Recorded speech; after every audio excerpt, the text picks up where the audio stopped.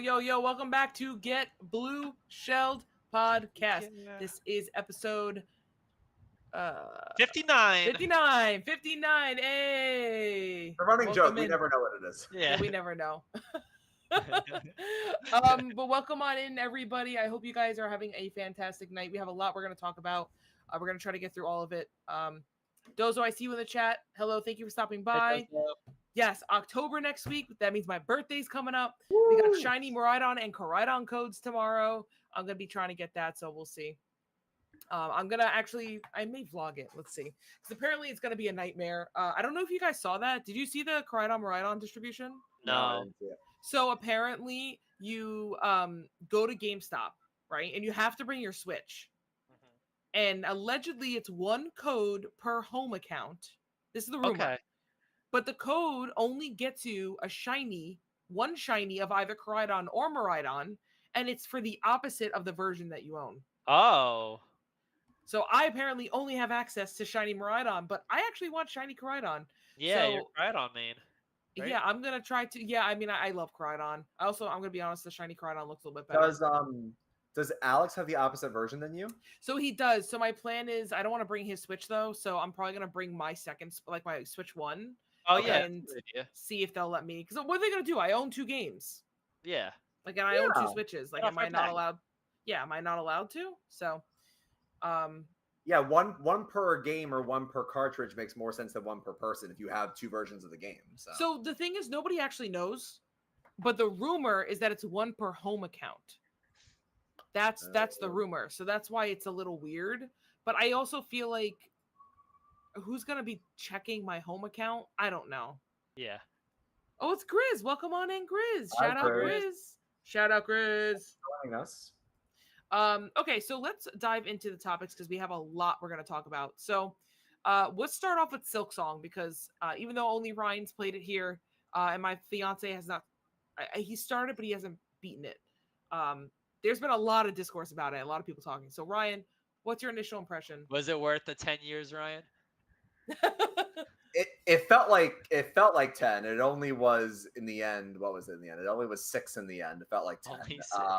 That's actually pretty normal for a sequel.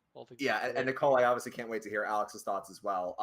I'm loving it. I mean, it's an amazing game as expected. Team Cherry did it once again. The fact that the game costs $20, which, or I can't remember if it was 20 or 25. It was somewhere in that ballpark. Hollow Knight was like 15, so it was a slight increase, but it's worth it. They kept all the stuff you love. They improved the stuff you didn't like. It's a bigger world. The original world was big. This world is bigger, but they made it, I think, better to navigate. There's easier ways to get around. They gave you crests, which basically, if you know the first game, you essentially get charms to make your moveset, if Mike remembers. But in this game, you also get charms, but they're broken up into like offensive, defensive, and like miscellaneous like categories. And you can kind of like a loadout, you can mix and match, which were like you basically can put your special on a crest and whatever charms you want. You can each crest has different like abilities where it changes how your weapon attacks and also what it does for the special effects. So there's a lot of ways to customize your move sets. They added side quests, so there's a lot more to do as well.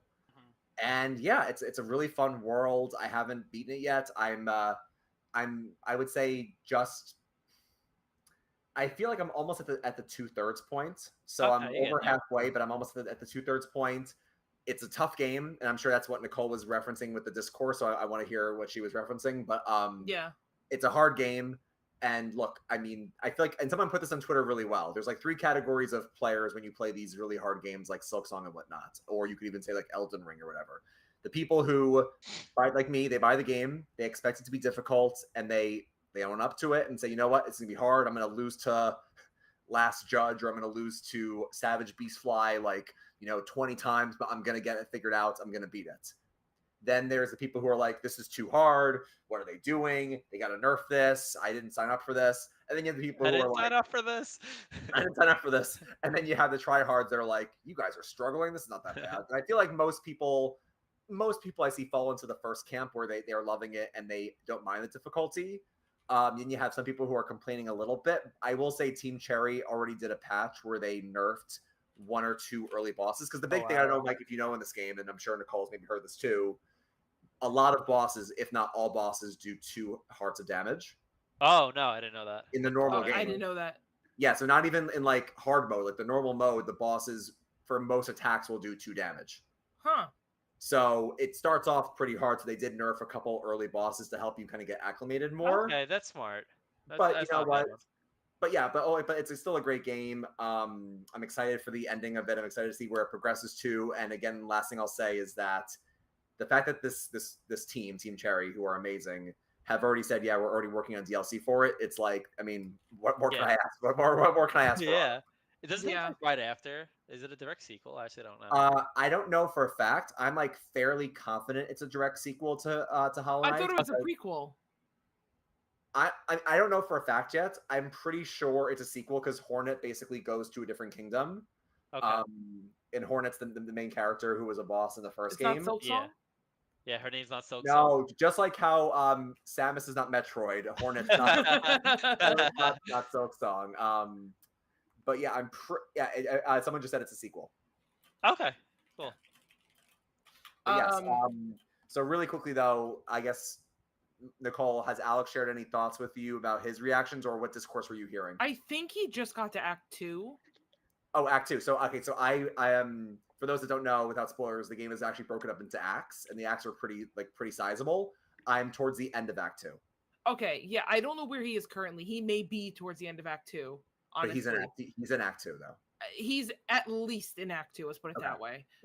So I mean, he loves it. He played it all day yesterday on his day off. Like he was having a blast with it, and he like can't put the game down. I think he likes that it's difficult, but he's definitely told me that like this is a step up from SilkSong. It's from Hollow Knight. Yeah, it's hard. I'm sorry, from Hollow Knight. So I guess if you're into that kind of thing. But he also said to me, he goes, I could see why people were complaining about how difficult it was. And it's tough because on one hand, you want a game to be accessible to as many people, especially like with SilkSong, which I'm not saying SilkSong was an easy game by any means. I never played it, but I do think that SilkSong had a nice balance of like being a pretty accessible Metroidvania while also being stylistic and different, like having some challenges with it. It does seem like with SilkSong, they said, okay, we know you guys have mastered Hollow Knight. We know you guys have waited for this. We're going to really amp it up. And I almost feel like now you have to play Hollow Knight first. Otherwise, you will have a very difficult time with SilkSong. That's a really good way to put it. Like, if they're really treating it like a sequel, where it's like, hey, like, we expected you guys to, like, play Hollow Knight before this came out, in a way. And we, from the Steam charts, we saw that you guys did. Yeah. So it's like, it becomes of that expectation. Because you don't really want to go from a Hollow Knight where we're like a total badass at the end and, like, fighting all these different bosses to go from, like, baby mode. Like, yeah. Like, you can make an argument, like, maybe they should put an easy mode in it. Like, I don't know. But it makes sense to make this game from the get-go, like, harder, or, like, tone the difficulty for like where you ended in Hollow Knight to where you're starting in SilkSong. Yeah. Sorry, Mike, I'm listening. I'm just trying to pull up. I forgot we're streaming on YouTube today as well. So hello to all the YouTube friends. Sorry, but I think I got signed out of studio, so it's just taking me a second to pull it back up. Yep. Anything else you want to say about SilkSong, Ryan? No, I mean, again, I feel like it's getting a lot of hype. Obviously, it'll be I would expect, especially with all the hype it's had for 6 years, I expect it'll be nominated for Game of the Year, along with some other indie titles that we might talk about tonight. But yeah, no, I mean, this is a really great game, and I mean, again, I'm excited for more content. And spoiler alert, I will, after this podcast, freshen up, and I'm probably going to play more tonight. So we'll see. Yeah. There you go. That's That's the recommendation. Love that. Okay, cool. So sorry again, I'm just trying to make sure I get all of this working. I want to make sure that I can see the chat. Okay, cool. So yeah, I mean, we'll check in on you with SilkSong again in a couple of weeks. Kind of see see if anything's changed since your first impressions. One more quick thing I wanted to just throw out there before we get into the actual direct. Has anybody started Hades 2? Oh, Zoe. So. Oh, that's right, because she loves Hades 2. She loved Hades 1, and then like the early access on PC came out, and basically she like loved it. Like every time an update came out, she'd sit at it for hours. And it was like, I love you know that. how like people get obsessed with like one game? Like this Oh, is yeah. her game. It's like this and Slay the Spire is like her jam. I love And that. so it officially released around like 12 or so today, right? I think. Yeah, I think it was around noon. So Zoe goes to leave for work at 2. She's like she was there at 12. She played it for 2 hours and Good went for to her. work. And she's like, I'm like, oh, like how was it? Did you notice it? She's like, oh my god, I'm only playing this game. She's like, I'm gonna come home tonight at like midnight and I'm gonna play until I I can't love play that. anymore. And then she's She- off tomorrow, which sort of worked out. And then she's like, I'm just gonna be playing the whole day. That's awesome. What platform did she get it on? Steam. Yep. So I didn't know this until recently, but you know, there's actually cross-platform save. Is there? I Yeah, Oh, so I didn't know that. yeah, so I'm like 99.9% sure that if you buy it on Steam and then you're like, actually, I want to buy this on the Switch too, you can cloud save it. Oh, that's pretty cool. No, I That's didn't know cool. that. So like funny enough, I know I didn't actually buy it yet, but I've been a day one Hades 2 fan. Yeah. The only reason I didn't buy it is because I really want to buy it on the Switch too. Yeah. But I'm just not sure if I'm gonna like playing it handheld. Yeah, I mean, I think that's fair. That's fair. So That's fair. because I played Hades 1 on PC because Mike gifted it to me actually. Oh, yeah, there we go. And I really, Oh, I really remember liked that, it. Yeah, and I really, really liked it. So I'm trying to decide if I want to do it on handheld or PC. I think Alex has Hades 1 on Switch, so maybe I'll just play a couple runs with his and see how Yeah, it that's a good goes. way. I mean, I guess you haven't played it yet, but the feeling of it is just like an improvement, right? So it's like if you like the feeling of Hades 1, you're gonna love the feeling of Hades 2 Yeah. on it. That's like the best way to say it. If you Yeah, hate Hades 1 on it, then you probably wouldn't like it. Like it's not like that much of a jump where it's gonna change your opinion of how it feels. yeah. And just to add on what Grizz said, if you don't like handheld, you could just dock your Switch. So yes, I know. But I guess when I said handheld, I specifically meant just like with a controller. I should have specified and said controller. Because I'm not generally a controller gamer. I generally just do PC and mouse and keyboard when I can. And controllers are fine for certain games, You but played Hades 1 with the mouse and keyboard? yeah, I did. Oh, interesting. Did you? Yeah, I guess Oh, you you No, I did use a it without controller. the keyboard. Really? Yeah, I like the double sticks. I feel like it's a I lot. do Wait, too, but like, I feel like my aim is so much better with the mouse. But I wait, mean, so you're wait, used to like Warcraft and like Diablo, I guess, right? wait, so Nicole Wait, did you Hades played 2 Warcraft? Hold on, Ryan. No, no, You no. played Warcraft and Diablo with Well, a controller? First of all, no to either of those, but I meant so I played Diablo 3 for the first time on PlayStation. So I got used to like the dual stick like going. Really? Yeah, yeah. But regardless, I mean it's more action Hades, I guess, than Diablo. And I never played Warcraft Fair. to answer that question. But the point of me saying that is from like an early on, like I was a console gamer first, so I got used That's to like, true. the double joystick kind of games. Yeah, Mhm. yeah. But I did play Diablo 4 with the mouse and keyboard and to find it better. So I would be interested to see what you play Hades 2 with.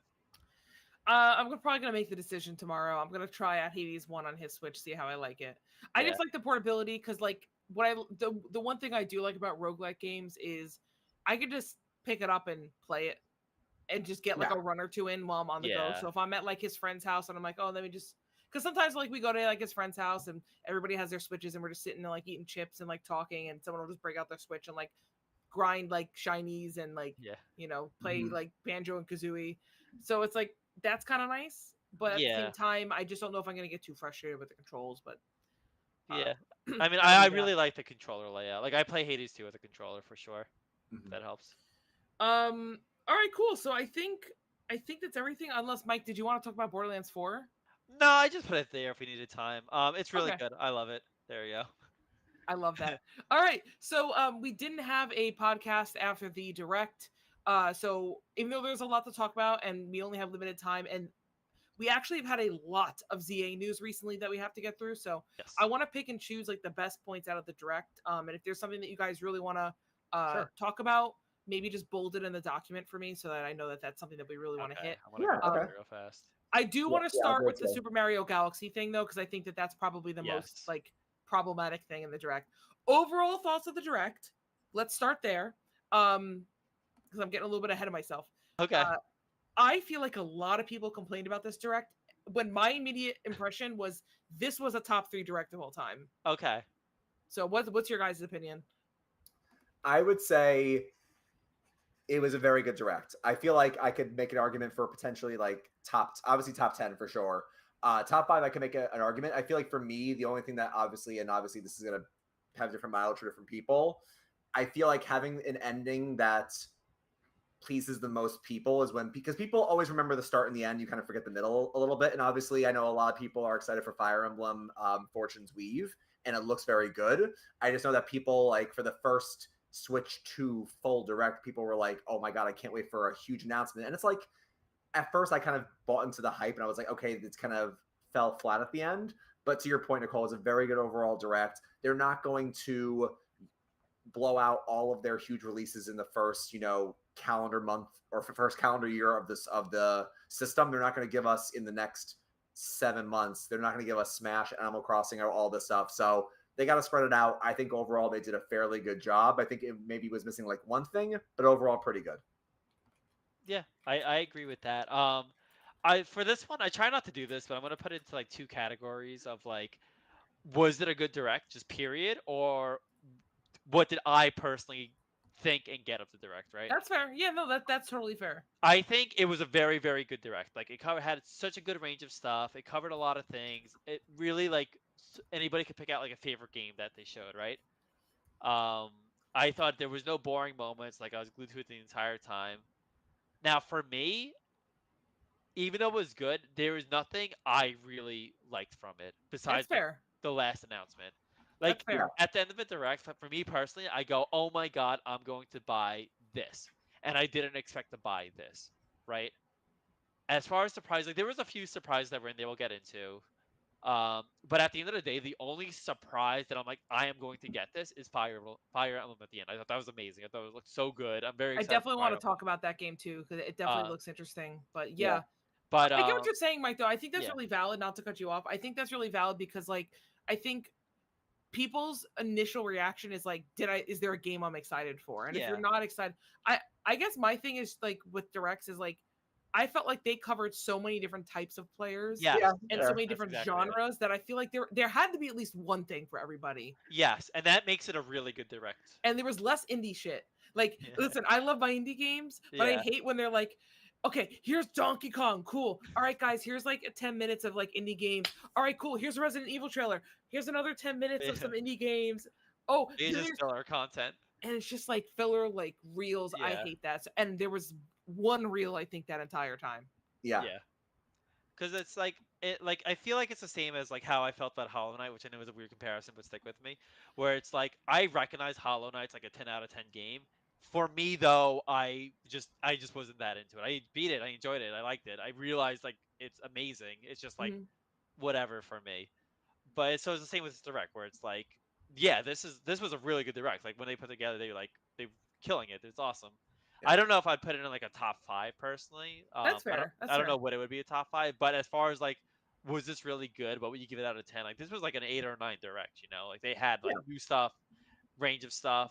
At least I think if you take away at least 1 or 2 surprises, and you're like, oh my God, awesome! Like that's a really good direct. So yeah, I think that's where it is. Yeah, and I think at least for me, I think they got some extra brownie points because we're conditioned as Pokemon fans to not really expect Pokemon news and these things. They got you. Although I don't know if you guys saw, but one of the Pokemon directors for ZA actually tweeted out the night before saying excited for this, and then he deleted it.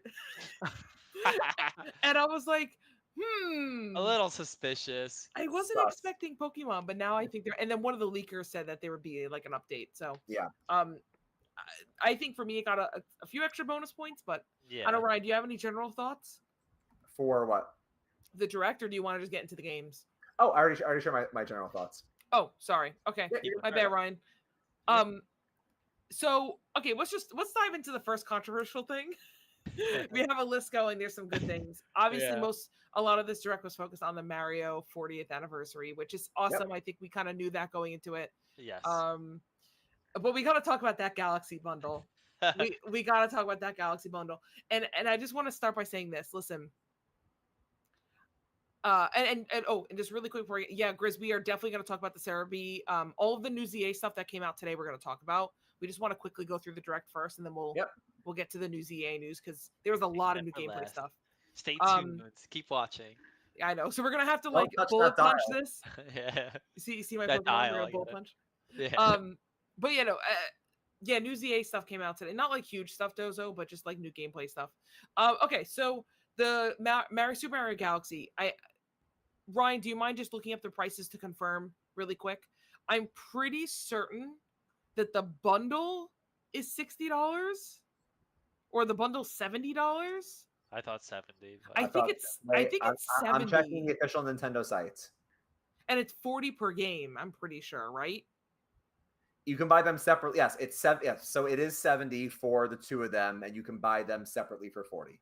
So I'm gonna be honest, unless this thing was a full remake with like 4K upresing, I am not paying $40 for Super Mario Galaxy again. Because they are, if you bought Mario All Stars when they gave you like a year and a half or whatever to buy Mario All Stars, you already have Galaxy. So really, Yeah. it comes down to, do you want to spend $40 and buy Galaxy 2 again if you haven't, if you don't have a way to play Galaxy 2? Now listen, Galaxy 2 is a great game. I think if you haven't played it in a long time, it's worth it. I don't think I'm going to buy Galaxy 2, but like if anyone was itching to play it, I don't think 40 is a bad deal for it. But most people on the Switch by now should have Galaxy 1. Yeah, and the other thing too is like who are you? I guess it depends on who they're really trying to target. Obviously, they have the Galaxy movie coming out, so they're trying to get like kids they know. that probably weren't even conceived before the Wii came out. So it's like hate that. I get though, but like really, let's be real. So you're probably just targeting like them and their parents, but at the same time, it's like it sucks that unless you owned a Wii or was Galaxy 2 Wii or Wii U? Wii. So unless you owned a Wii, you don't have access to these games. So like I get it, but I just feel like if you're gonna force somebody to pay $40, you better be giving me like a full new experience. Yeah. I don't know. That's just like I guess they're just targeting people that have never played Galaxy before. I'll just say this. When I first saw the beginning of the trailer, I've never played Galaxy 2. I was just gonna buy the bundle and replay through 1 and 2. Yeah. And then by the end of it, I said, I'm just going to go borrow it from Ryan. Yeah. Borrow what, Galaxy 2? Yeah, Galaxy 2. You have a way to play Wii games? Yeah, how about Wii set up? Oh, then yeah, you can borrow Galaxy 2. Yeah. I appreciate you. But I mean, it was just the point though, where I was just like, you know, I'm trying to say, Yeah, like, why would you buy? Yeah. it went from, oh, I'm buying this day 1 to I'm just going to borrow from my cousin. Yeah, I think I was poking around the Reddit, which I know I should never do. And there were people that were like, "Oh, like I never played these games. I'm excited." Like for me, like 2 games that are really good are worth like $70, right? Yes, if you haven't played it, absolutely. I was just gonna say $70 for somebody who's never played it. I still think you're getting ripped off, but I don't think it's the worst deal. I think no matter which way I break it, unless like Nicole said, like you really like build it up, like this is like a new experience. Yeah. Even then, I don't know if it's like worth it, but at least it's more justified. Yeah. This is just being like, oh, here's the game again.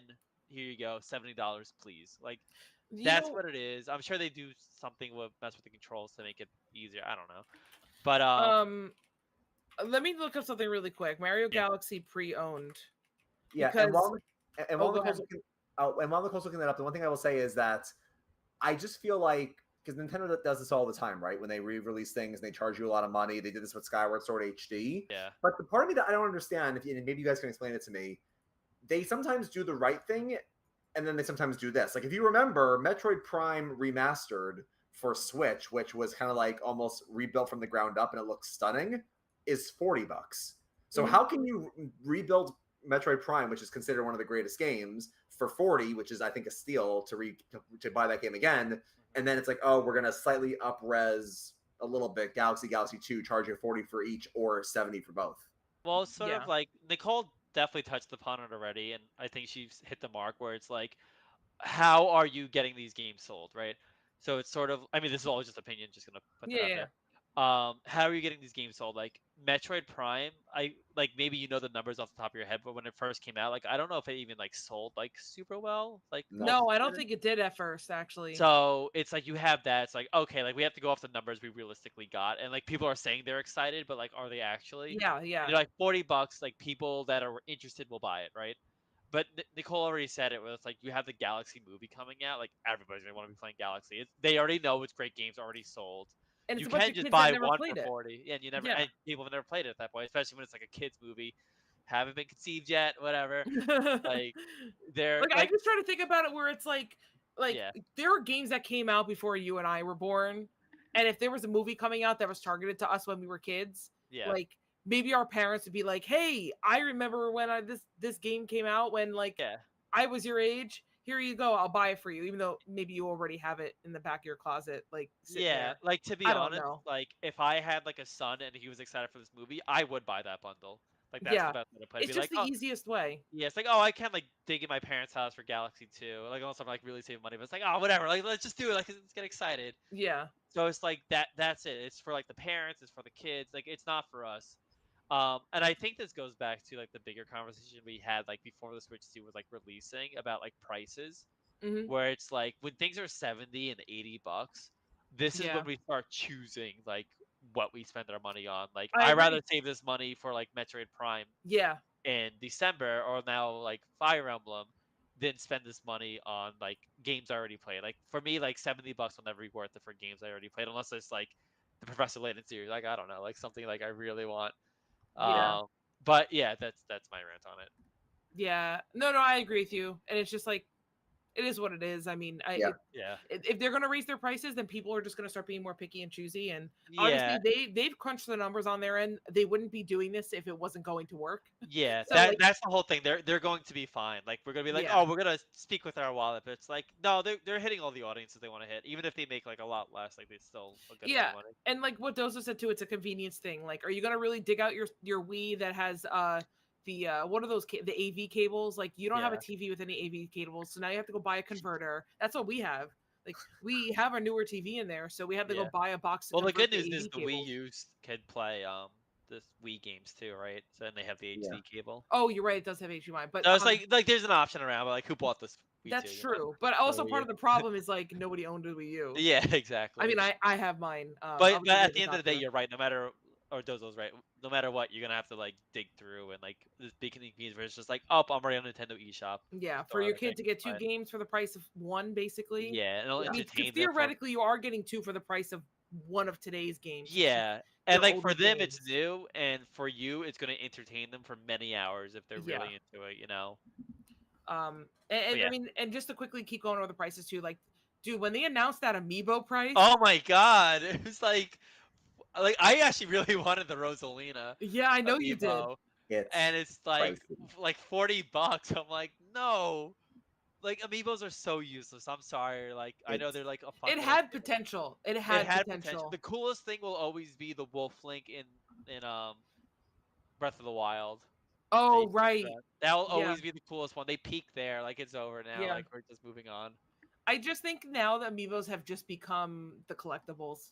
Yeah, People and that's still what they collect those are. Funko Pops. They're just Nintendo Funko Pops. But the whole thing is, they were supposed to be like a cheaper alternative to it with some gameplay like bonuses, where it's like, oh, Yeah. cool, good little treasure and stuff. I Yeah, mean, now definitely it's was just like, like straight up no. yeah, like Smash was really cool with it, where you could like raise it up and bring Yes. it to people's time. Like there was so much potential there, and it's fine if they don't do it, but it's like, come on, $40 for the Rosalina one. Like, Yeah, no, what are that's we ridiculous. really like But paying some for? hardcore fans are gonna buy it. Mike, I guess you're not a hardcore fan. Yeah, I guess they You're not a got me. hardcore fan. You remember that guy when the first came out bought all the Rosalina amiibos because he Oh hated my god! I Rosalina that remember. much? I Mike, is always that like, you? no, I like exposed. Rosalina. He's like, oh, I hate this character so much. I'm gonna buy it so nobody could get That's this so character. funny. But it's just crazy because it's like obviously maybe they're gonna be like, oh well, these are bigger, like they're a bigger amiibo, so we're gonna justify a bigger price. But it's like it feels like Yeah. it's still crazy. The part that knocked me off my chair, and we'll get to we'll quickly cover a Kirby thing later, but like even the Kirby thing where it's like, okay, well, you can actually train up that amiibo, and also like you can swap the parts. I'm like, that's pretty Yeah, cool. that is cool. They're charging $50 for that. I'm like, Yeah, that's a game. I'm like, that's a game. The Nintendo amiibo. is like so greedy. I'm sorry. It's just Yeah, like, some of the they're stuff gets really pushing it bad. now. Someone on They're Twitter said pushing it, buddy.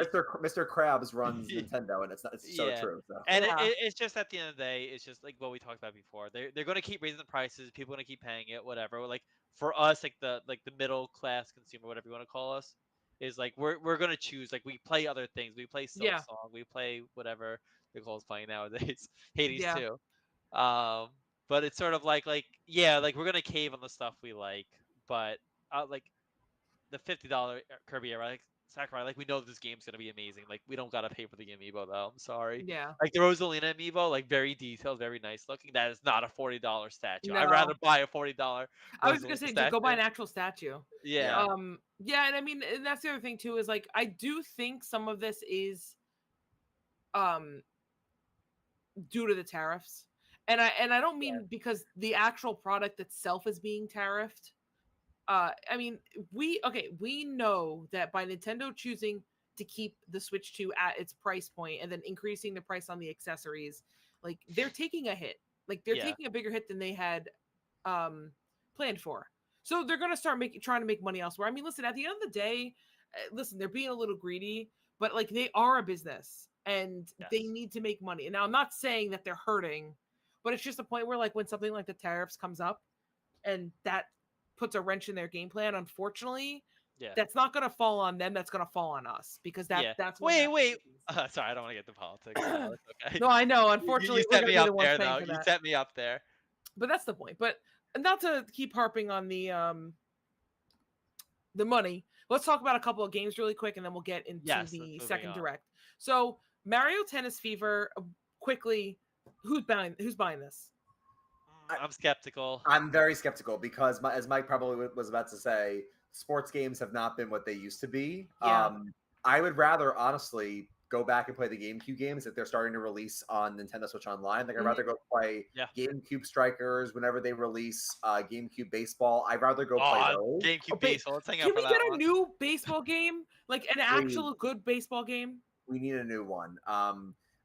Look, I mean, it seems like they're adding some content to it. I'll have to kind of just check out the previews and reviews. This had PvE, right? What's up? Did they say that there's like a story mode for this, like the original tennis games? This has a story mode, yes. There's a story mode. Let's see how. So, did you guys ever play the original Mario Tennis, like the one with the story mode back on the Game Boy Color? I think I didn't play that. That is one of my favorite games. Mario Golf. Didn't Game Boy Golf also have a story mode too? It did, but I never played that one. Okay. I that's the only one that I ever played in terms of like the story mode, and I loved it. I don't know why, I was obsessed with it. It was really, really fun. I'd like to see something like that return as well. Yeah. I'm gonna be honest with you guys. I'm probably gonna pick this up, and I'm assuming it's gonna be about $70. I don't know if it's been announced yet. Oh, I can fact check anything. 1 second. Right. Ryan's the best. I'm pretty Yeah. sure it's $70 if I remember correctly. I will probably pick it up, although it's probably not going to 70. be okay. Because I'll tell you why. I notice that the Mario sports games are very easy for a lot of casual players to pick up. So like when we're playing and our friend comes over and like his girlfriend comes over who doesn't play games, she plays Mario Tennis. It's easy. You just move and you press A. It's like the same thing with Mario Kart, right? It's very pick up and play. And I personally just like to have that in my kit so that like if my sister comes over or Ryan, your sister comes over and 4 of us want to play a game, it's very easy for non-gamers to pick it up. And I always try to have 1 or 2 of them on me just so that I can still have fun playing with friends and family. So I will probably pick it up, although I may wait for a sale. But that's that. Now, go ahead. Yeah, I was just gonna say it's a game I have my eye on, right? Like I want it to be good. Story mode looks promising. And then as I was gonna say that Ryan covered, it's just like we've been burned before, right? It's just like Strikers. I'm as a concept and as a game, I'm much more interested. I'm interested in like the high pace, like. Yeah, no, that's fair. That's fair. And I always liked the tennis game. Like I got Aces. I thought Aces was actually like a really good base game. It was good. But that being said, it's just like Aces then Strikers was both like disappointing. And like I was with Nicole where I picked up Aces to have like in my kit as well, where it's like, oh, like people just come in and play. And I did, like I broke it out a few times and we had fun with it. But it's just it goes back to the conversations before, and I hate to be like Scrooge McDuck, I guess. Yeah. Where it's sort of like how like now we're in the $70 range. And I know it's like only a $10 difference, but even 60 was like pushing. No, it adds up. It adds up. Like in my opinion, like $60 was pushing it to like have a game in your kit type game. Yeah. It's just like, oh, friends gonna come over, I want this option. Like it's a really good way of thinking. But to be honest, I rather just pay for like the new Mario Party game, which I still haven't picked up, and like be like, okay, like that's gonna justify. I'm not gonna get 10, so I'm gonna get the Mario Party game Yeah. expansion, which I think is like $80 now. If you buy it fresh, I don't know, but yeah. I don't even know. I hate Mario Party. So last game I want to talk about that I'm actually upset to talk about. Oh, we know The it's new coming. Yoshi and the Mysterious Book, dude. I need y'all to know in the chat. I am the biggest Yoshi fan. There are 3 Yoshis Yeah, in they're that right cupboard there. alone. They are right there, okay? I have a picture of me dressed up as a Yoshi when I was like 8. You can ask Ryan because he was there, okay? I love Yoshi. Mm-hmm. And when I saw Yoshi, that little 3D Yoshi pop up on the screen, I squealed. Yeah. I was like, this is it. We're finally getting a new Yoshi game. Day 1, I'm buying it. No thoughts. And then within 30 seconds, I was like, I'm not touching this with a 10-foot pole. I'm done. They have ruined Yoshi. I'm going to be honest with you guys. The last good one was Woolly World. Yeah. And since then, it's just been a mess. I hate the art direction. I truly think the game looks terrible. And I think it looks too like weird and gimmicky. So I don't know. Are you guys interested in that game at all? I'm not gonna get it. I feel like, listen, I feel like Yoshi, what they are doing with Yoshi, and this is why I feel like I got to give them credit, is every game, kind of like they do with Kirby too. They experiment every game. Like Yeah. they had Woolly World where it was like the wool and everyone loved it. Then you had Yoshi's Crafted World, which is all about like arts and crafts, which again wasn't as popular, but they tried something new. Now this one, they're trying this, this, which Nicole hates, watercolor storybook art style. I think it looks for Yoshi cute. I will say, I'm watching it again right now. I don't like the animations because they're very stop motion, and I've never been a big stop motion person, so I don't love that. But the actual like still images, I feel like it kind of fits Yoshi's appeal. But like the storybook, I get that Yoshi's kind of always had that, right? Like with Yoshi's story, but to me, listen, Yoshi has increasingly become more for children than it ever used to be. Yoshi's games used to be extremely hard, right? They were difficult platformers. Not extremely hard. I shouldn't say that. Children that weren't conceived yet would cry at the final boss of Yoshi's Island. Yes. Oh my exactly. God. Yeah. Ryan, you're right.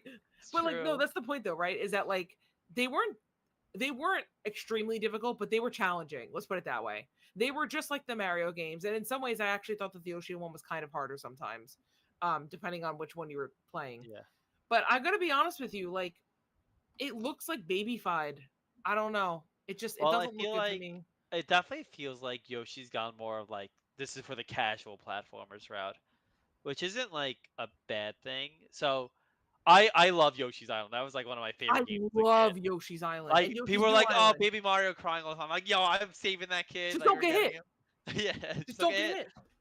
Like getting on the drugs and everything, like that level is just like. That's funny. And then I loved Yoshi's story too, with like all the secrets and like finding the secret paths and like finding the secret Yoshis. Like I thought it was like so cool. I missed that. And that being said, I actually do like this art style. I do think it fits Yoshi. I do like watercolor. I do like stop motion. I think it's like well done. Like I appreciate it more than anything, but I do think it works in this context. But that being said, like I do need to see more. I think they're very creative with it, and if the creativity is like they keep going with it, and people are like, oh my god, like each new level feels so fresh, you don't know what you're getting into, then I'd be interested. But it's definitely like a wait for review type game. And again, it's like $70. So like, is the game I choose?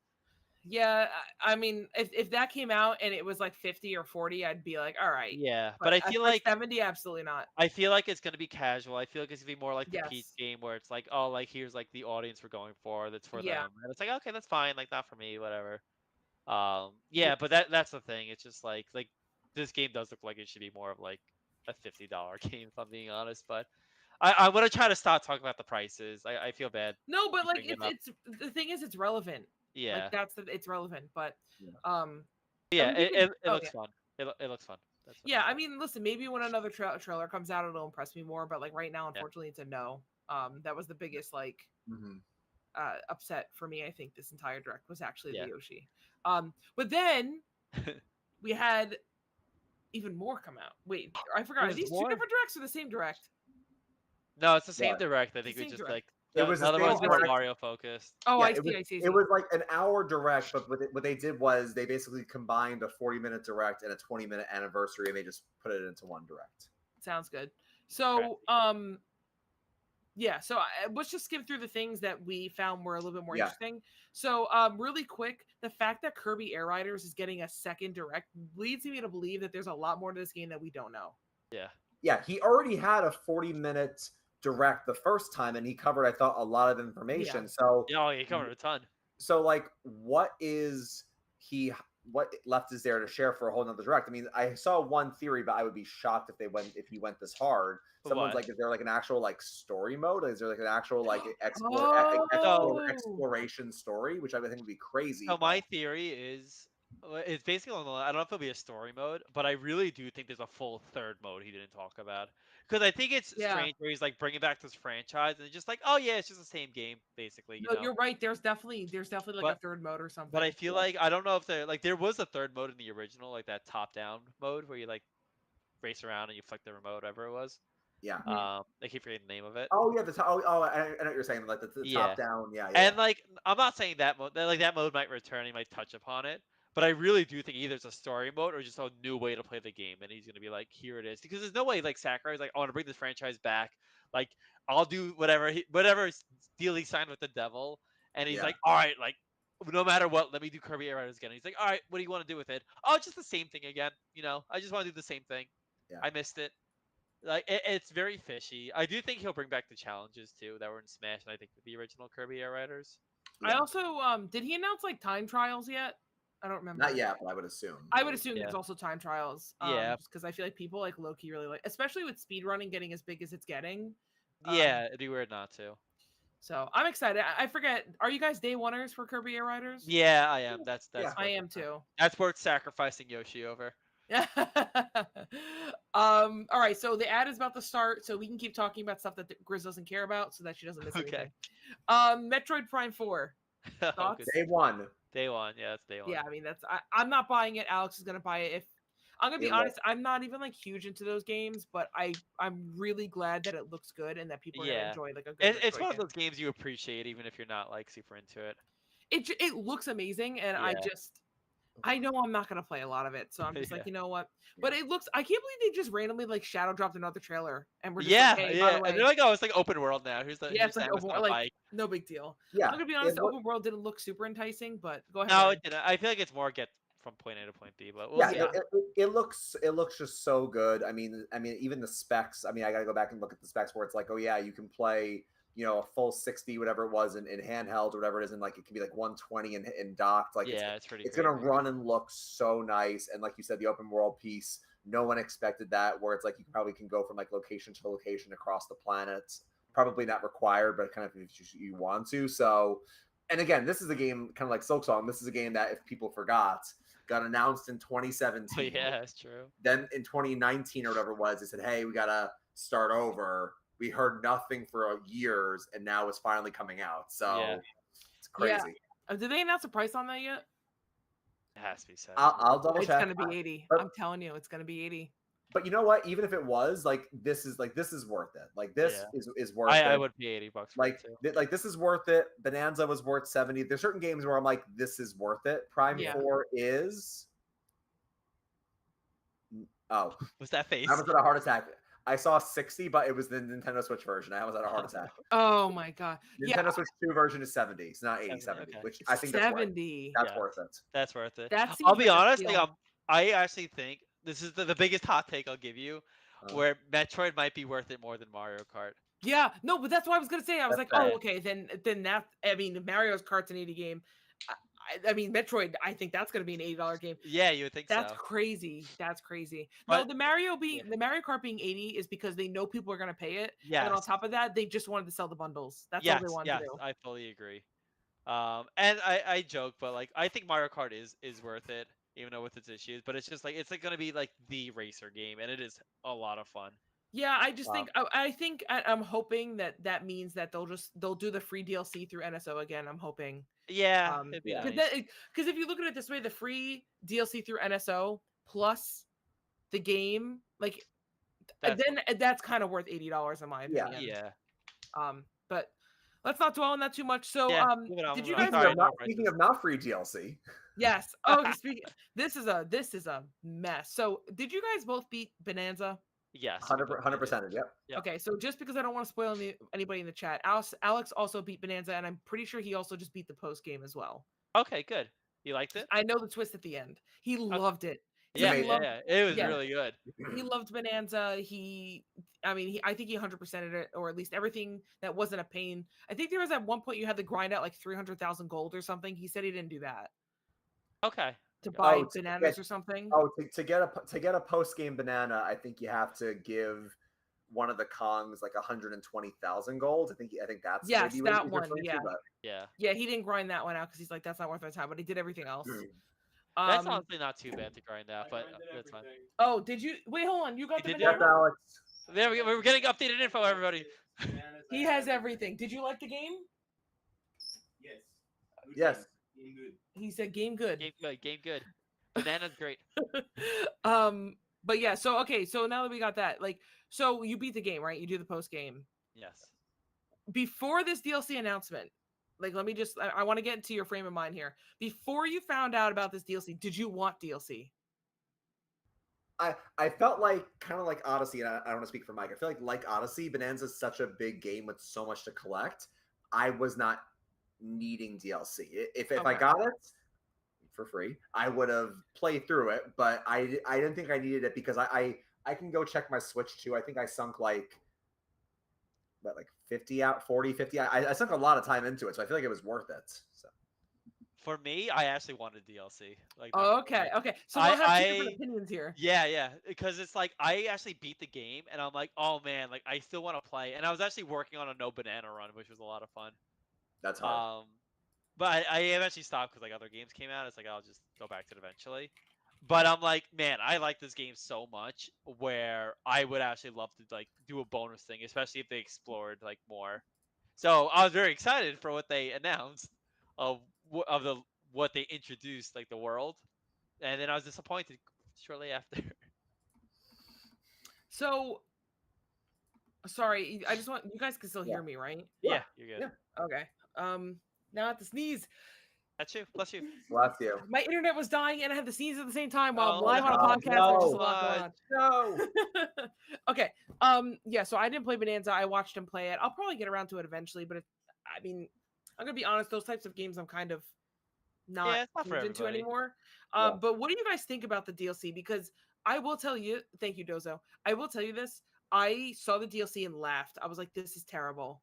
But I don't want to put the tinfoil hat on. Don't want to go into conspiracy territory. Do we think this is another greedy moment where they made this and said we can charge for it? Because to me, Mike, and you beat Odyssey, to me, this screams like Balloon. Well, the balloons, but also like Odyssey, where it's like, oh, post game, you get to go to Mushroom Kingdom for a little bit. To me, going back to DK Island, this screams like, oh, this was meant to be post game on the surface, and we're just gonna make you charge $20 for it, and there's not even a lot to do and collect other than the whole like rogue-like emerald thing. So the fact that they are charging for this, I think in general is crazy. $20 is crazy. I would rather watch someone play through it on YouTube and kind of just experience, because I do think it's kind of cool to go back to DK Island. Obviously, it's a throwback. There's no reason to be in DK Island. Yeah, it's a throwback to DK64, but it's like this could have been the post game. I don't know why they're charging $20 for this. Yeah. I exactly agree with Ryan. I think DK Island as an island, even with like the no banana thing, should have been its own. Like you beat the game, you got all the bananas, right? Like you got all the bananas. Here is like your reward, right? Like here's a nice post, because you don't really get anything for getting all the bananas for getting like the 3 stars, right, Ryan?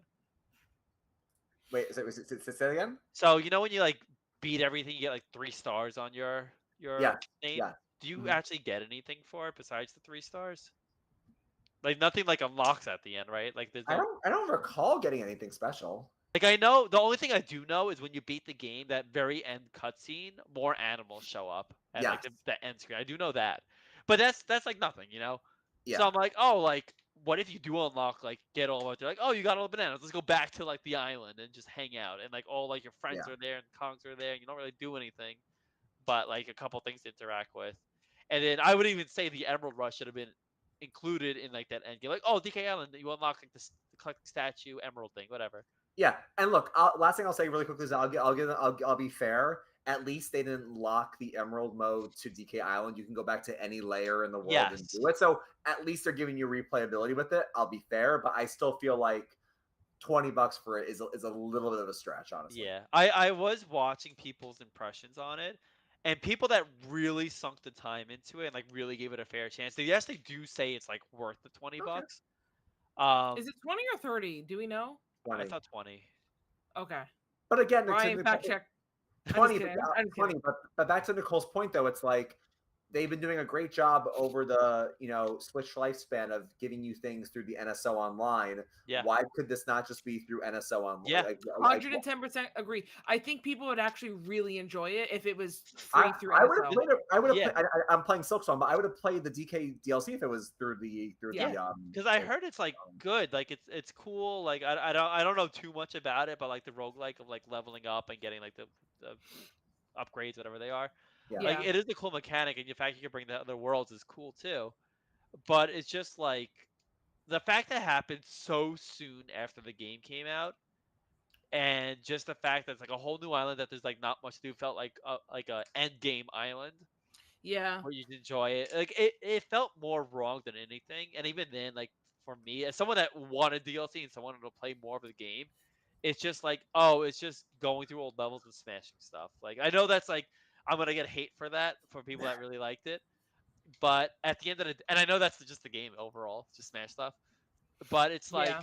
I want to explore something new. I want like a new power up. I want like to unlock new things, go after things. Like I don't know. It's just like it just feels bad paying $20 if for like 90% of the content being in old content. You know, that makes sense. No, it feels weird. Like, and then they also added like a multiplayer thing. I think it's just it's. I don't know if it was content or just stuff that they were like, hey, like we can make content, people are gonna buy it because we think Bananas is gonna be really good. Yeah. I also part of me also wonders if Bonanza for some reason didn't sell as well as they wanted, that then it would drop for free through NSO, and they'd be like, hey, maybe now you'll buy it because we're nostalgia baiting. I don't know, just a thought. It's possible. If you want my tinfoil hat off, I really believe the game went gold, and they're like, oh, we got extra time. We could like, how hard it is to implement the Emerald Rush mode? You know, like Yeah. I'm sure it was like within the process, like let's get the game out the door, but let's not stop working and work on other things. Yeah. Like I think that's realistically what happened. Yeah. It But could that be. I being don't know. said, it like I'm sure we'll get into it. It feels like just as bad as like ZA announcing DLC before the game even came out, like type thing. Yeah, we but can. Well, hold off on ZA until we yeah, get there. I'll hold off on 'Cause that. I got thoughts. That was sort of just my comparison, but I think this actually feels worse because it's like, oh, you beat the game, you want to play more, here you go. And it's like, shouldn't have this been in the game already? Like, I Yeah. feel like it should have been in the game already. So Yeah, let's talk about the game that I know Mike is super hyped about. yeah, Pokemon Pokopia. yeah. I can't wait for it. Okay. So for those of you, also Grizz, I hope you're back now. But for those of you who don't know, Pokemon Pokopia is Animal Crossing meets Pal World, kind of meets Pokemon. So with a little bit of like Mike, with a little bit of like Minecraft. Yeah, a little bit of Minecraft in there. Yeah, and I'm pretty sure Mike's the only one who's ever played all of those games. Yeah. I'm just gonna be real. It looks really adorable. I really hope it's not the price of a full game, but it probably will be. It's going to Pokemon. be for sure. It's $70. Like it's I'm not even joking. There's no way it's not $70. But I'm gonna buy it. If it matters, I do think it'll be a full game. Like I do. I hope so. Like maybe that's copium for me, but I feel like they'll treat it like as big as like Animal Crossing. Like, and I do find it funny that I do find it funny though that so they announced Pokopia and then 2 weeks later Pal World's like, we have to get this out because show that we've been working on it because they're gonna get like copyrighted by Nintendo. And honestly, the Pal World one looks better. Like I was just about to say that the Pal World one, and I never played Pal World, but the Pal World one looks like legitimate. Yeah, I still have to play that game eventually. I just have it's to like, fun. I play with you. It's fun. I know. I might have to do it. Maybe there'll be something we could do on stream or something. But yeah, either way, cool. Yeah, I'm excited for it. I think Pokemon's actually been kind of missing that archetype. Not necessarily specifically the farming, but just the cozy game. Yeah. It's funny because if you ever talk to Mr. Moxie Ments about it, he'd be like, I forgot what game it was. I want to say it was X and Y. Yeah. and it'd be like, oh, what was Furlun's favorite thing about it? And he'd be like the farming, where you can farm your own berries in the little farm patch. I forgot about that. Was that X and Y? Do you know off the top of your head? I don't It remember was which the one game with the it roller was. skates. What was the roller skates? That was X and Y. I think it was X and Y then. 'Cause I Yeah, it was remember X and roller Y then. skating around the farm, and I loved You going would. the berries, and you mix the berries around. You would. Um, That's funny. but anyway, I'm very excited for this one. That's funny. I'm excited. Ryan, what about you? I know you're not as huge into those games, so is this something that you think you're going to pick up, or are you just going to wait? Yeah, no, I would consider. I mean, look, I think I need to see more because I feel like even though the first trailer, even though they showed us like what you can do, it wasn't like an actual like gameplay trailer. It was still kind of like, I mean, it wasn't cinematic, but it basically was kind of like the character doing different things, but we didn't see like actual like gameplay of it in a way. Yeah. I would say I'm likely going to get it, especially if you guys are. And the other reason I say that is because in the last scene of the trailer, it almost looks like another player character or like it needs a to be character. multiplayer. It has to be multiplayer. And I feel like that would be fun. And I know Nicole and I have had this discussion offline where it's like, oh, when the next Animal Crossing comes out, are we going to get it? Because we're all older. We have like less time to sink into it. If there's a Pokemon version of it, and Nicole's obviously a huge Pokemon fan, it's like maybe this is kind of like the life sim thing that we kind of need at this point. So leaning towards getting it, need to see a little bit more, but I feel like, I mean, it's a no-brainer for Pokemon to dive into the space of like, sim and like they should have done it like something like this sooner. To be honest, surprised it took this long, actually. Yeah. Like they played around the idea, right? Like every now and again, but it's just like live with your Pokemon, or even like be the Ditto and like use Pokemon to like evolve the landscape. It makes perfect sense. And I do think that I think it'll be good. Like I know it's like a really blanket statement, but I don't think it'll be excellent. I think it'll be good. I think it'll be solid. I think Pokemon fans will like it. Yeah, it feels like a game that comes out and you move on. Like I don't think it's gonna be like the next Minecraft that people like build. No, but I think if you're a Pokemon fan, you're gonna like it. Yeah. All right, so last game to talk about that's not Pokemon before we get into the ZA stuff. I don't really have many thoughts on it, but I know you two are huge Fire Emblem fans. So what was your thought when you saw Fire Emblem brand new game getting announced? I'll just share my quick thoughts because Mike's a bigger fan than I am. I do think it's a great series. I really I loved Awakening, as most people did, and Awakening did save the series. So good, Awakening. I liked Fates. Fates was a good game. I know that I would like Three Houses. I actually did buy it when it was on sale at one point. I just haven't started it yet. I do like the series. My only problem with Fire Emblem is that it's a longer game, not a shorter game. And the problem is I'm not the biggest, what is it called? Is it RTS? Is that what it is? I think it's technically RTS. Yeah, I'd say so. I guess strategy game. I feel like I like strategy games at the start, and then I feel like I kind of burn out towards the end. Yeah. So I feel like if I got Fortune's Weave, and maybe I'll watch more gameplay of it first, I feel like I would enjoy it, but I would kind of like stumble towards getting it finished. But I know Mike's a much bigger fan. So Mike, what are your thoughts? Yeah, so I'll try not to make this a Fire Emblem podcast. I've liked Fire Emblem for a while. Like I got the one from the GameCube with Ike. I'm so bad with the names. I love Ike. So that game was great, but it's just like Ryan said, like I'm not that much into like strategy games. Like I sort of like I beat it, but it was like I really like trekked through it. Then Awakening came out. I'm like, oh, this series is the shit. Like, yeah. I loved it. I thought because the whole thing is like I agree with Ryan where like I get burnt out too, but it's just the fact you can like highly customize your character and they make it so like you can really dive into it. And they just put so much effort into it. So I guess like spoilers, if we're avoiding Awakening spoilers, but it's like with like the time travel and you have like your kids show up, like it was so genius for the time. Yeah. And it just like made so much sense and it just worked out so well. And it's like there's so many the amount of possibilities. So like ever since then I'm like, wow, they really put like a lot of like effort into this game and like the story was good, the characters were good, like everybody has their favorites and everyone's like different.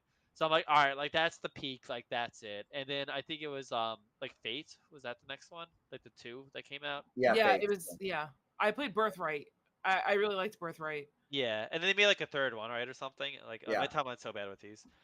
And that one I was so like whatever on. Honestly, I'm like, I don't know if I did beat it. You know what annoyed me was the third one came out So like the first two came out, but I think that was the first time that they had done like a dual release for Fire Yeah, and Emblem. I know they had like a box with both of them. Like They did have a box, so they really wanted you to play both games. And then when they came out with the third one, it's like, this is too much. Like, you already can play through 2 games. They did the Pokemon approach, right? Where it's just like, here's 2 games, and then later on, it's like, oh, here's like the game. I just don't think it works for that series, though. Yes, I agree. And it's just like honestly, I think Pokemon pushes it too, but it works because it's like you never really expected to get both with Pokemon, I feel, and it's just like a bonus if you're really into it. But Fire Emblem's like a whole different storyline. It just like drags on. You want to know why I think it works with Pokemon? Because Pokemon's whole shtick is about catching them all. And it first and foremost, catch them all. Second most important thing, play with friends. Yeah.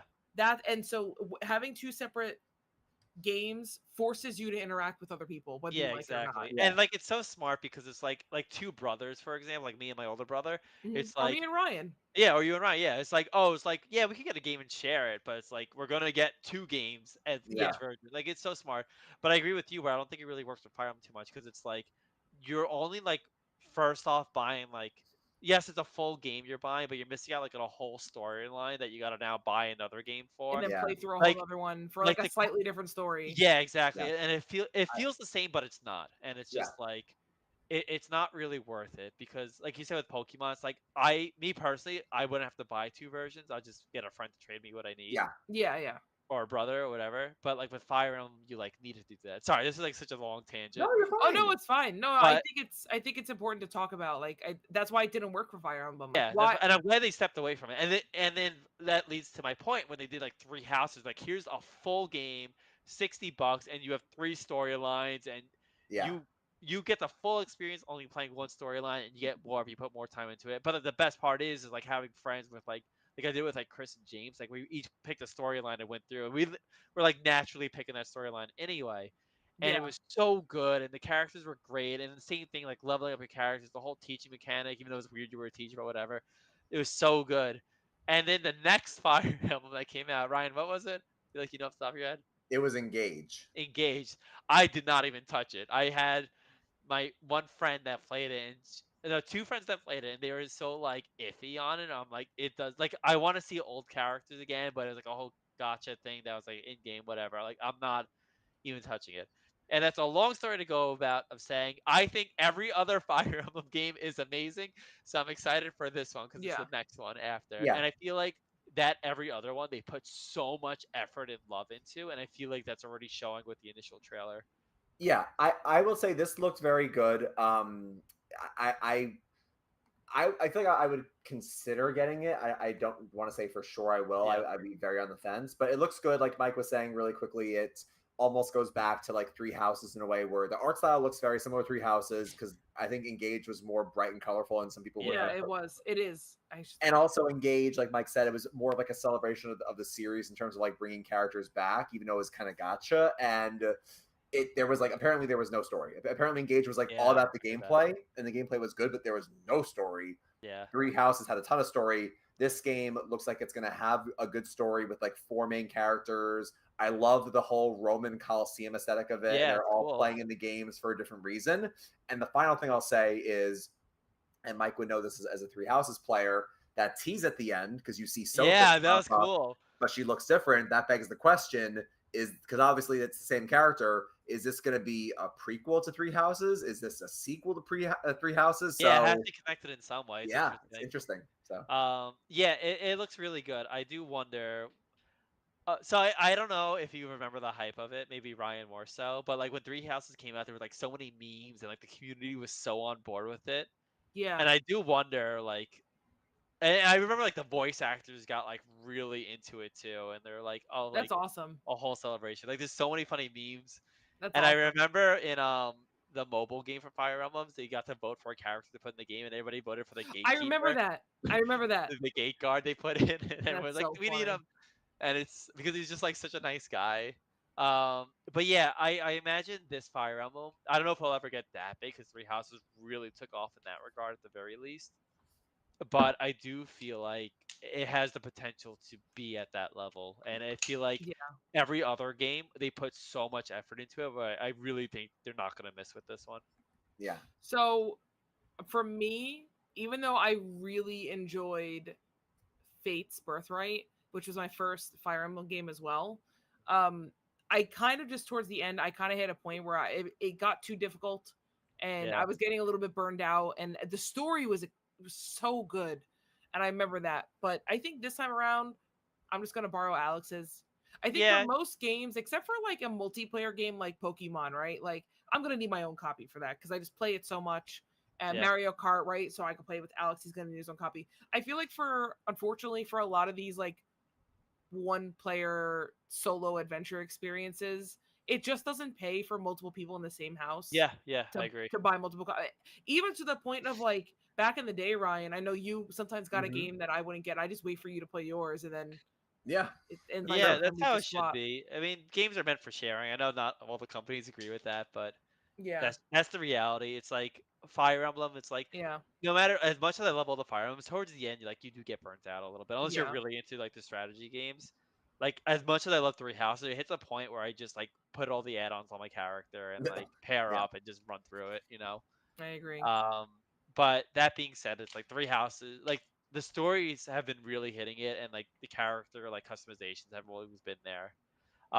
But at the end of the day, if you're not a strategy fan, even like a little bit, then it's not for you. Like I think it does the genre super well, but if it's not going to be the one that breaks through the genre either, being like, oh my god, like I hated strategy, now I love it. I don't think that's the case.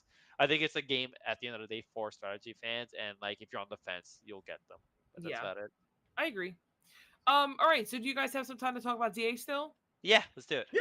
Okay. Yeah. So there's a lot of ZA stuff that's happened since the Direct, since all the Twitter stuff. Did we discuss the new megas? Did we discuss it, or we put on the podcast? On the podcast. No. Right. The only Pokemon thing we discussed so far was Pokopia. We saved all the ZA stuff for this last portion. Well, we didn't discuss any megas last episode, right? I think it's been a while. So the last time we were on, I think we discussed Mega Dragonite. No, I think we discussed Victory Bell and Hawlucha. I don't think we actually did cover Malamar. I don't think we did. Oh, Malamar. Yeah. Okay, we definitely did Victory Bell and Hawlucha, I think. Yeah. Okay, so what do we think about Malamar? I like it. Very cool. I like it. Yeah, I really like Malamar. Very cool. I like that. I like how they embrace it too. Like I know like the video they put out was so cheesy, but it was so fun. The video reveals have been great, honestly. Yeah. Like, the Malamar one I thought was kind of weak, but they were all like, you could tell that they're really trying to make it special. It's weak as like on its own, Yeah. As promoting this specific Pokemon though, I think it really worked. Yeah, no, I agree. Like Victory Bell would have been very weird for that type of video. Dude, Victory Bell's video was the best one though. But that was the best one, yes. I feel like it's like Smash Brothers, when they reveal like new characters. Yes. It's so specific for them. So good. Definitely not to that quality, but like Pokemon, they're a small indie company, so they're doing their best. So and also one thing as a reminder, I know the three of us have seen the Mega Leak list, or at least I know Ryan and I have. So I've seen parts, but okay. So I just moving forward, I just want to make clear to the stream as well. We're not going to spoil any of the non-announced megas. Yep. There's one. I will say this: there is one that I am definitely not looking forward to because the community is going to break itself. But let's talk about the ones that we did get announced. So the big ones are Chestnut, Greninja, and Delphox. Thank you. I keep wanting to call it Firefox, and I know it's not. Close enough. It is. So, okay, real quick, I just want to say I am the biggest hater of Gen 6 starters. Like, I literally hate them all. Greninja was the only one that was like kind of cool, but it's so overhyped that like I'm just sick of it. Come on. The megas like fix a lot of my issues with them. I think Mega Greninja looks cool, but it's just like, I don't know, it's just upside down with the shuriken. I actually think that one's the weakest of the three. Yeah, I actually agree with that. But I like it a lot. But yeah, I agree with that. No, I mean, I'm not saying it's bad. I'm not saying no, it's but bad. yeah, it's just compared to all three, it's like it's not exciting. It's just upside down. Yeah, but I will say the Delphox one's the winner. Okay. Really? I think the Delphox was the winner, and I am a resident Delphox hater. Yeah, I don't like Delphox. I mean, I think it did fix some things. I gotta be fair. I was never a Chestnut fan, honestly. Yeah. I like Chestnut never looked cool. It became almost like bald in a way, and its arms, it looks like it has like mummy arms. But the Mega, it has like a crown and a cape, and it can like It's almost cool. it almost has like a javelin in a way. I'm like, Yeah. I could fuck with Chestnut maybe. I mean, It's listen, cool.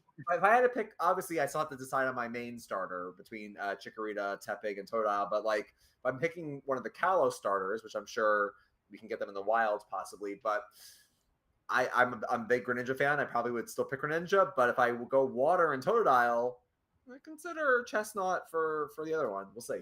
Yeah. So let's talk about. So those are the pros, right? They look great. They look Let's great. talk about the cons. How do we get those Mega Stones, Ryan? Ryan, how do we get those? Oh, I know the answer. The main story. Oh, I wish. You were close, Ryan, but That's a not good this guess, time. though. Through like a post game. Oh, that'd be a good You're idea. getting It makes closer. sense. It makes sense to get through a post. I don't gotta pay for it, do I? Oh no. Do I have to do a side ranked mode? You gotta pay for it.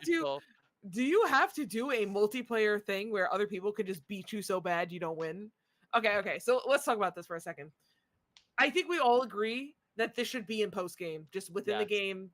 Yeah. I'm not even going to argue that this shouldn't be just in the base game. Yeah. That being said, I'm reserving my anger until we find out exactly what I need to do. If it's just play 10 games and I don't care if you win or lose, I actually think that's okay. Even though it's not great because I know people don't want to do online ranked, but it's like if you're just trying to get people to try it out and you're just trying to see like what do people think of this game mode, I think it's okay. But I'm going to be really pissed if I walk up in there and they're like, you need to reach rank W, which means I have to actually win games. I don't know. Maybe you don't, because sometimes at the bottom of the ladder too, like you can win and gain points, but you don't lose points when you lose. Yeah. Maybe it's something like that. I think is also okay. I still just think it's ridiculous. And then on top of that, season locked, so you're gonna have to do this over the course of a few months. So I don't know. That's just my spiel, but yeah, I mean, I don't know what you guys think. The thing is, no matter which way you cut it, if this ends up being the case, you're gonna have to do the ranked mode, right? Like they already confirmed that's the ranked mode. That's how you get it. Whether there's another way to get it, I don't know. But let's just, for the sake of the knowledge we know, you have to do ranked mode. I feel like no matter what context they put it in, it's still not fun because it's like, okay, like it's probably Nicole's logic, right? Where it's like we want people to get in there and like fill up the community to play it or whatever and just try it out. Maybe you'll end up liking it. Yeah. But at the end of the day, it's like, what if you don't like it?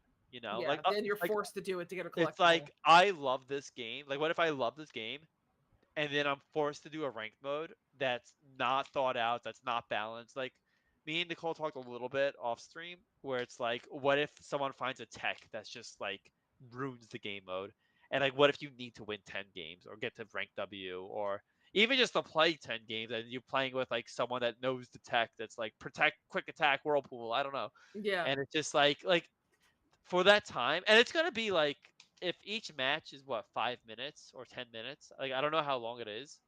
But I would assume it can't be longer than.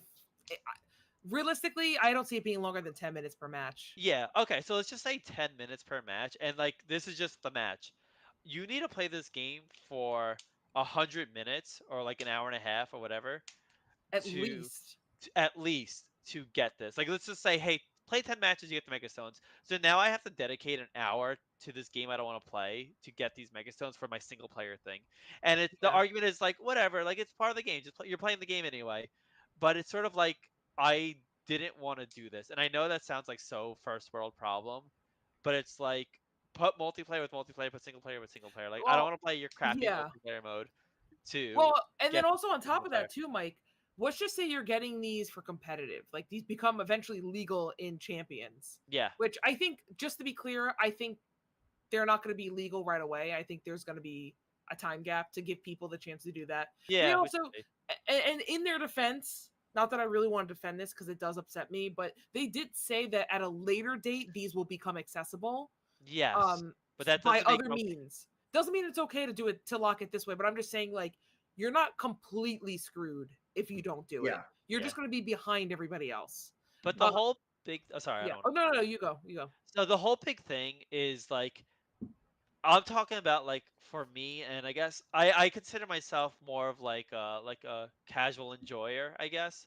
Like I play through the Pokemon games, like yeah, maybe I'll stick with it more than the average person. But with Za especially, like I don't see myself. I see myself doing what I do with Arceus. I'm gonna play through as much of the content as I want to play through. Which, for granted, I think I did do like everything in Arceus. Like I think Yeah. I did fill out Did the you get the Pokédex. Spiritomb? Yeah, I Oh, think jeez. I think so. God I bless. thought I filled out I the finished the Pokédex. Dex. I had to do it for the Dex. Yeah, right. Yeah, I'm pretty Well, sure I well, filled out Nicole, the deck. Nicole, because you can't fight Arceus at the end if you I don't didn't get. do Oh that. yeah, that was it. I wanted to do that. Yeah, Yeah, I didn't fight Arceus. yeah, yeah. Ryan's absolutely right. But anyway, So continue. So basically, like I will do everything, but once I'm done with the game, I am not going back to it. Like maybe on like the off chance, maybe.